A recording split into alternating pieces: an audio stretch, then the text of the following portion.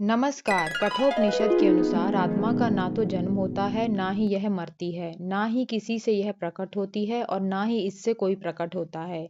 भगवान श्री कृष्ण आत्मा की शाश्वतता को प्रमाणित करते हुए श्रीमद् भागवत गीता के द्वितीय अध्याय के 20 श्लोक में कहते हैं कि आत्मा का ना तो कभी जन्म होता है, ना ही इसकी कभी मृत्यु होती है। आत्मा शाश्वत, चिरनूतन, अजन्मा व अविनाशी है।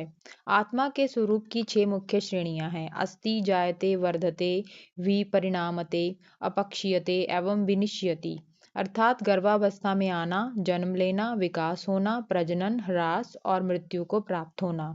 21वें श्लोक में पुरुषोत्तम भगवान श्री कृष्ण अर्जुन से कहते हैं कि जो मनुष्य यह जानता है कि आत्मा शाश्वत, अजन्मा, अविनाशी व अपरिवर्तनीय है, वह किसी का वध नहीं करता, अर्थात किसी की मृत्यु का कारण नहीं बन सकता।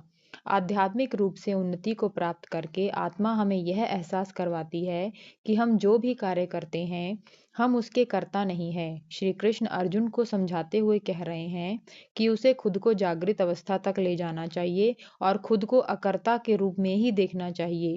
अहम भाव को छोड़कर अपने कर्तव्य का पालन करने में जुट जाना चाहिए।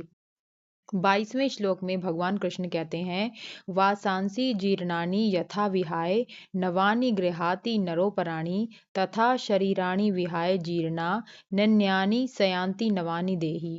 मनुष्य जिस प्रकार अपने फटे पुराने वस्त्रों को त्याग कर नए वस्त्र धारण करता है, उसी प्रकार मृत्यु होने पर आत्मा पुराने तथा व्यर्थ शरीर को त्याग कर नए शरीर को धारण करती है। आत्मा की प्रकृति की निरंतर व्याख्या करते हुए भगवान कृष्ण पुनर्जन्म की अवधारणा को दोहराते हुए इसकी तुलना नित्य के क्रियाकलापों के साथ कर रहे हैं। न्याय शास्त्र में कहा गया है कि नवजात शिशु के मस्तिष्क में पिछले जन्म की स्मृतियां बनी रहती हैं, इसलिए समय समय पर उसकी मनोदिशा परिवर्तित होती रहती है। ओम नमो भगवते वासुदेवाय नमः।